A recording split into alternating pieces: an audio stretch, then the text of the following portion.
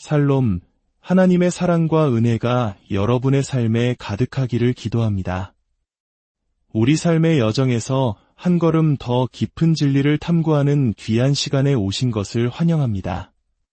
오늘 이 귀한 말씀을 듣기 전에 잠시 시간을 내어 구독과 좋아요를 눌러주시면 이 은혜의 메시지가 더 많은 영혼에게 닿는 귀한 통로가 될 것입니다. 여러분의 작은 손길이 하나님의 나라를 확장하는 데 쓰임받기를 소망합니다. 우리는 종종 신앙생활에 대해 이런 질문을 던지곤 합니다. 기독교 신앙의 핵심은 무엇이며 어떻게 우리가 그리스도를 닮아가는 삶으로 성장할 수 있을까요? 특히 많은 이들이 오해하는 지점이 있습니다. 바로 은혜와 율법의 관계입니다. 우리가 율법 아래 있지 않고 은혜 아래 있으니 죄를 지어도 괜찮은가? 라는 질문 한 번쯤 들어보셨을 겁니다. 이는 기독교의 핵심 진리를 뒤흔드는 매우 중요한 질문입니다. 오늘 우리는 사도 바울이 로마서를 통해 이 깊고도 중요한 질문에 어떻게 답하는지 함께 따라가 보고자 합니다.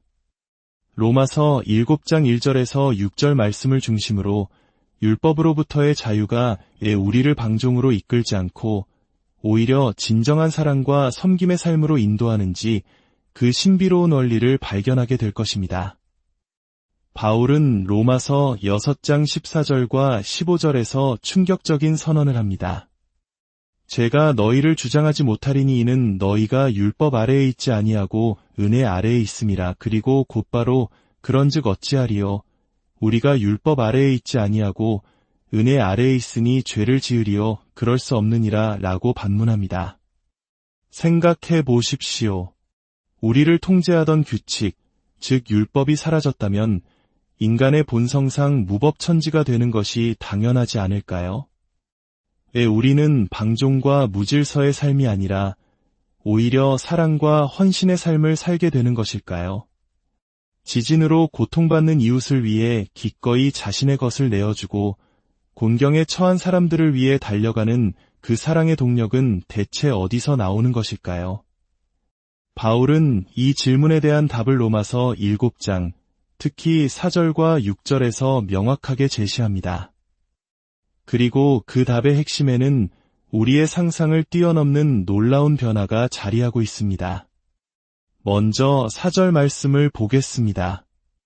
그러므로 내 형제들아 너희도 그리스도의 몸으로 말미암아 율법에 대하여 죽임을 당하였으니 이는 다른 이곳 죽은 자 가운데서 살아나신 이에게 가서 우리가 하나님을 위하여 열매를 맺게 하려 함이라. 바울은 매우 강력한 비유를 사용합니다. 바로 죽음과 결혼입니다. 그는 우리가 율법에 대해 죽었다고 선언합니다. 어떻게 죽었을까요? 바로 그리스도의 몸, 즉 그분의 십자가 죽으심을 통해서입니다. 우리가 믿음으로 그리스도와 연합할 때 그분에게 일어났던 일이 우리에게도 동일하게 일어납니다. 그리스도께서 율법의 모든 요구를 이루시고 죽으셨을 때 우리 또한 율법에 대한 모든 의무에서 벗어나 죽은 자가 된 것입니다. 이는 마치 한 여인이 남편이 살아있는 동안에는 법적으로 그에게 묶여있지만 남편이 죽으면 그 법에서 자유롭게 되어 다른 이와 재혼할 수 있는 것과 같습니다. 율법과의 관계가 그러했습니다. 그것은 우리를 얽매고 정죄하는 힘을 가졌습니다. 하지만 그리스도의 죽음 안에서 우리는 그 율법이라는 첫 번째 남편에게서 법적으로 그리고 완전하게 해방되었습니다. 하지만 이야기는 여기서 끝나지 않습니다. 우리는 홀로 남겨지지 않았습니다. 바울은 우리가 율법에 대해 죽은 목적이 다른 이, 곧 죽은 자 가운데서 살아나신 이에게 가서 라고 말합니다. 우리는 새로운 결혼을 하게 된 것입니다. 우리의 새로운 신랑은 누구입니까? 바로 부활하신 예수 그리스도이십니다. 이것이 핵심입니다.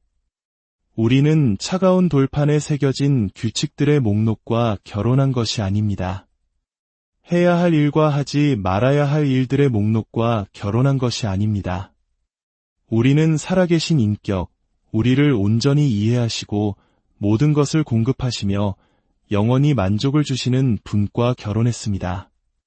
그분은 지금 이 순간에도 살아 역사하시며 우리 곁에 있는 그 어떤 사람보다 더 실제적인 분이십니다. 이 살아계신 그리스도와의 연합, 이 새로운 결혼 관계가 우리를 어떻게 변화시킬까요? 만약 당신이 이 영광스러운 분과 진정으로 연합했다면 변하지 않는 것은 불가능합니다. 그분이 당신의 전부가 되고 당신의 가장 큰 만족이 되는데 여전히 세상을 그분보다 더 사랑하는 것은 불가능합니다. 이 사랑의 관계의 결과는 무엇입니까? 4절 마지막 부분은 우리가 하나님을 위하여 열매를 맺게 하려 함이라고 말합니다. 그렇습니다. 바로 열매입니다. 율법 아래 있을 때는 억지로 의무감으로 행동했다면 이제는 사랑하는 신랑이신 그리스도와의 깊은 관계 속에서 자연스럽게 아름다운 열매가 맺히는 것입니다. 그 열매는 사랑, 순종, 섬김, 희생, 그리고 그리스도를 닮아가는 아름다운 성품입니다. 포도나무 가지에 포도 열매가 자연스럽게 열리듯이 살아계신 그리스도라는 포도나무에 붙어있는 우리는 사랑이라는 열매를 맺게 됩니다.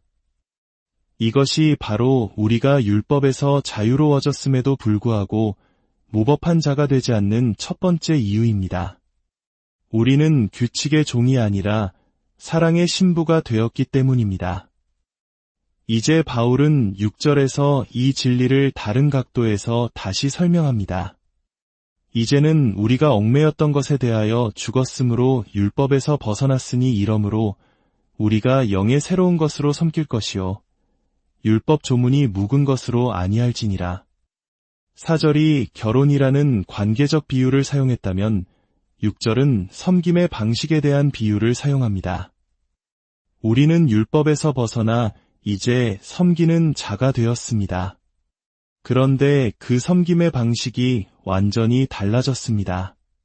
바로 영의 새로운 것으로 섬긴다는 것입니다. 율법 조문이 묵은 것이 아니고요. 율법 조문이 묵은 것은 무엇일까요? 이것은 시내산의 돌판에 새겨졌던 율법을 떠올리게 합니다. 외부에서 우리에게 주어지며 우리의 의지와 상관없이 압박하고 요구하는 방식입니다. 그것은 우리에게 무엇이 옳은지 알려줄 수는 있지만 그것을 행할 힘이나 마음의 변화를 주지는 못합니다. 많은 사람들이 신앙생활을 이런 식으로 접근합니다. 성경 읽기, 기도, 교회 출석, 도덕적인 삶 같은 외적인 행위들을 자신의 삶이라는 나무에 크리스마스 장식처럼 주렁주렁 매달려고 합니다.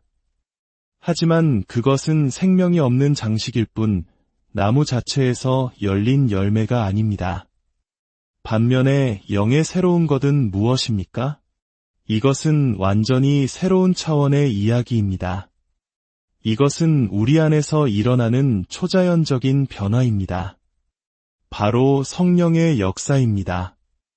로마서 8장 9절은 만일 너희 속에 하나님의 영이 거하시면 너희가 육신에 있지 아니하고 영에 있나니 누구든지 그리스도의 영이 없으면 그리스도의 사람이 아니라고 말합니다. 그렇습니다. 영의 새로운 것으로 섬긴다는 것은 우리 안에 내주하시는 그리스도의 영, 즉 성령의 능력으로 섬긴다는 뜻입니다. 성령님은 외부에서 우리를 압박하는 분이 아닙니다. 그분은 우리 안에서 우리의 마음을 새롭게 하시고 우리의 생각을 바꾸시며 우리의 욕망을 변화시키십니다. 하나님을 사랑하고 이웃을 섬기고 싶은 새로운 마음을 창조하십니다. 밖에서 안으로 강요하는 힘이 아니라 안에서 밖으로 흘러나오는 생명력인 것입니다.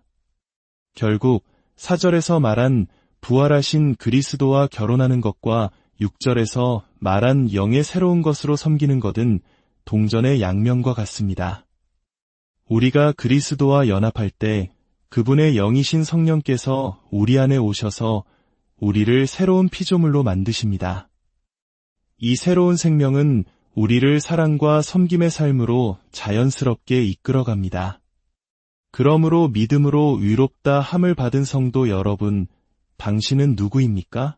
당신은 은혜를 악용하기 위해 죄를 지을 수 있는 정처 없이 떠다니는 중립적인 존재가 결코 아닙니다.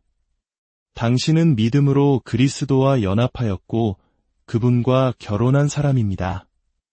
부활하신 그리스도께서 당신 삶의 가장 큰 만족과 사랑이 되십니다. 당신은 그 살아계신 분과의 진실한 사랑의 관계를 통해 아름다운 열매를 맺고 있습니다. 또한 당신 안에는 그리스도의 영, 성령께서 거하고 계십니다.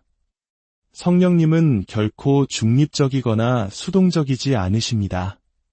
그분은 당신 안에서 끊임없이 일하시며 율법을 거스르지 않고 오히려 사랑으로 완성하는 새로운 마음과 새로운 생각을 창조하고 계십니다.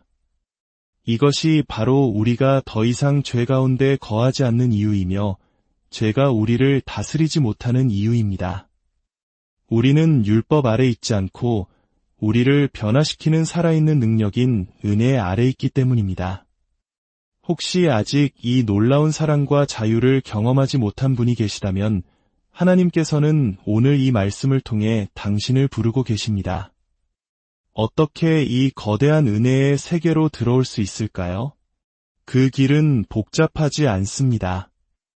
부활하신 그리스도를 당신의 죄를 위한 형벌이자 당신의 의로움으로 신뢰하는 것입니다. 그분을 당신의 구원자이자 인생의 주인으로 당신의 가장 소중한 보물로 영접하는 것입니다. 그 믿음의 순간 당신의 삶에도 이 놀라운 변화가 시작될 것입니다. 함께 기도하겠습니다.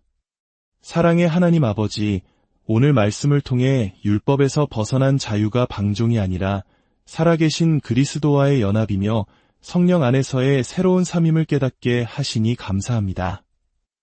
이 말씀을 듣는 모든 성도님들의 믿음이 더욱 굳건해지게 하시고 매일의 삶 속에서 사랑의 열매를 풍성히 맺으며 영의 새로운 것으로 주님을 섬기는 기쁨을 누리게 하여 주옵소서. 우리 안에 계신 부활하신 그리스도의 능력을 맛보게 하시고 성령과의 깊은 교제를 통해 날마다 더욱 주님을 닮아가게 하옵소서. 아직 이 은혜를 알지 못하는 영혼들에게 긍휼을 베푸사 마음의 문을 열고 예수 그리스도를 구주로 영접하는 놀라운 역사가 일어나게 하여 주옵소서. 우리를 사랑하시는 예수 그리스도의 이름으로 기도드립니다. 아멘. 주 예수 그리스도의 은혜와 하나님의 사랑과 성령의 교통하심이 여러분 모두와 함께 하시기를 축원합니다.